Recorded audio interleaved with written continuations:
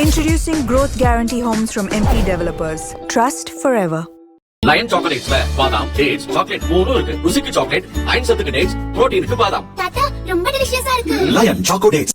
திருச்சி ஏர்போர்ட்டிலிருந்து வெள்ளியன்று மாலை 6:40 இண்டிகோ ஏர்லைன்ஸ் விமானம் 127 பயணிகளுடன் சிங்கப்பூர் நோக்கி புறப்பட்டது. புறப்பட்ட 20 நிமிடங்களிலேயே விமான என்ஜினில் கோளாறு இருப்பதை பைலட் கண்டறிந்தார். திருச்சி ஏர்போர்ட் கட்டுப்பாட்டு அறைக்கு பேன் அவசர எச்சரிக்கை அனுப்பப்பட்டது. விமானம் புறப்பட்டு சில நிமிடங்கள் மட்டுமே பறந்திருந்ததால் அதில் சிங்கப்பூர் வரை செல்வதற்கான எரிபொருள் இருந்தது. முழு எரிபொருளோடு விமானத்தை தரையிறக்கும் போது அதன் எடை மிக அதிகமாக இருக்கும். அப்போது ஓடுதளத்தில் மோதி டயர்கள் வெடிக்கலாம் அல்லது தீப்பிடிக்கலாம் என்ற அபாயம் இருந்தது.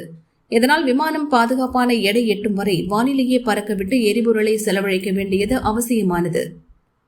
இதன் காரணமாக சிங்கப்பூர் செல்ல வேண்டிய விமானம் திருச்சி, தஞ்சாவூர் மற்றும் புதுக்கோட்டை வான்பரப்பில் சுமார் 2 மணி நேரத்திற்கு மேலாக வட்டமடித்தது. விமானம் வானில் வட்டமடித்த தகவல் பரவியதும் பயணிகளிடையே அச்சமும் பொதுமக்கள் மத்தியில் பரபரப்பும் ஏற்பட்டது. எந்தவொரு அசம்பாவிதமும் நடக்காமல் தடுக்க திருச்சி ஏர்போர்ட்டில் தீயணைப்பு வாகனங்கள் தயாராக வைக்கப்பட்டன. ஆம்புலன்ஸ்கள் குவிக்கப்பட்டன. மருத்துவக் குழுவினர் தயார் நிலையில் இருந்தனர்.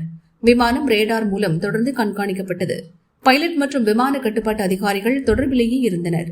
எரிபொருள் தேவையான அளவுக்கு குறைக்கப்பட்ட பின் இரவு சுமார் 9 மணிக்கு விமானம் திருச்சியில் பாதுகாப்பாக தரையிறக்கப்பட்டது.